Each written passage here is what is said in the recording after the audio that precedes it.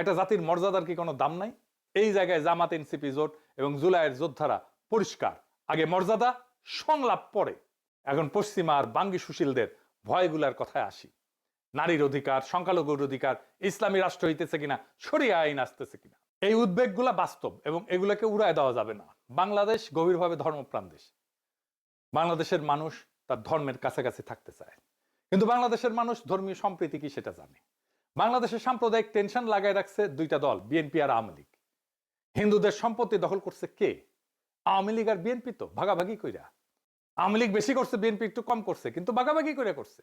এটা ডেটার কথা, বানায় বানায় বলা কথা না। বাংলাদেশে যতগুলো হিন্দুদের উপর আক্রমণ হয়েছে সবগুলোতে আওয়ামী লীগ এবং বিএনপি স্থানীয় লোকজন ছিল। আমি বলতেছি, দায়িত্ব নিয়ে বলতেছি, প্রত্যেকটা ঘটনার দেখায় দেওয়া যাবে, অঙ্ক কষে দেখায় দেওয়া যাবে। আপনি একটাও ঘটনা দেখাতে পারবেন না যেখানে জামাতের লোকজন যুক্ত ছিল। এই আওয়ামী লীগ আর বিএনপির মূল লক্ষ্য হচ্ছে বাংলাদেশের সংখ্যালঘু সম্প্রদায়কে, বিশেষ করে হিন্দু সম্প্রদায়কে নিজের স্বার্থে ব্যবহার করা, নিজের হীন রাজনৈতিক স্বার্থে ব্যবহার করা। দেশে থাকলে ভোটটা তার, ইন্ডিয়া পালাইলে জমিটা তার। এইবার সাধারণ হিন্দু সম্প্রদায় জায়গা মতো ভোট দিয়ে দিবে। সিল মারো রে সিল মারো। এনসিপি জামাত তাদেরকে পূর্ণ মর্যাদায় নাগরিক হিসেবে ট্রিট করবে। তারা সিদ্ধান্ত নিয়ে ফেলছে।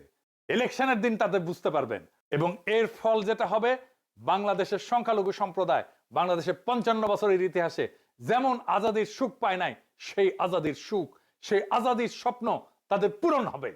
এইটা তারা পাইতে যাইতেছে এই জামাত এনসিপির শাসনে।